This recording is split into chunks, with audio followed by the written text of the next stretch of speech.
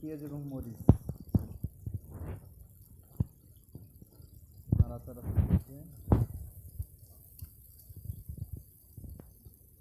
প্রথমে আমরা বাবুর্চিকে দেখাচ্ছি আর কি, যে সব কিছু রান্না করবে। এই যে ইনি আজকের গলদা চিংড়ি দিয়ে টমেটো দিয়ে রান্না করবে আর কি। সব রকম সরঞ্জাম রেডি, এখানে রান্না শুরু হয়ে গেছে।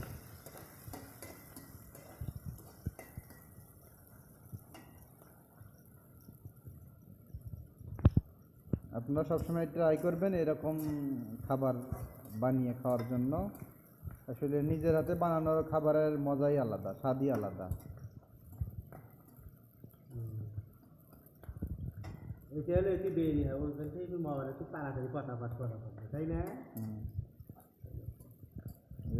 পেঁয়াজ আর মরিচ আর দিয়েছে তেজপাতা, কয়েকটা তেজপাতা। এগুলো লাল লাল হইলে তারপরে আর কি জানি করবে সেটা জানি না।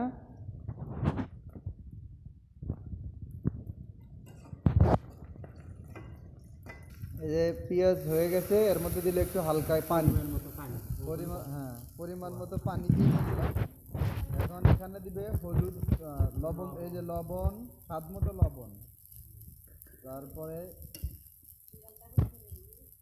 এরপরে দিবে একটু পরিমাণ মতো হলুদ দিল। ওটা কি দিলেন? মরিচ গুঁড়া, একটু হালকা মরিচ গুঁড়া।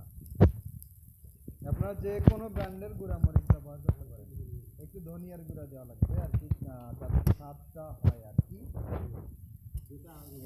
এখন এইটা ঘাটাঘাটি করতেছে আর কি। এই যে এটা আদা রসুন বাটা এবং জিরা বাটা পরিমাণ মতো দিয়ে দিল। আপনারা অবশ্যই ট্রাই করবেন, কারণ অবশ্যই এটা স্বাদ হওয়ার মতোই একটা জিনিস। এখন এগুলো সবগুলো অ্যাডজাস্ট করতে হবে।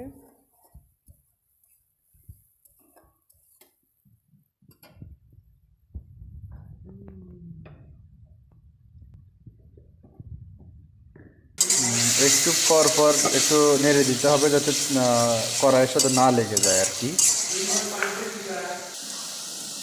চিংড়ি মাছ দিল, এরপর দিয়ে দিল চিংড়ি মাছ। এই দেখেন নদীর বড় বড় গলদা চিংড়ি মাছ একটু নাড়ানাড়ি করতে হবে।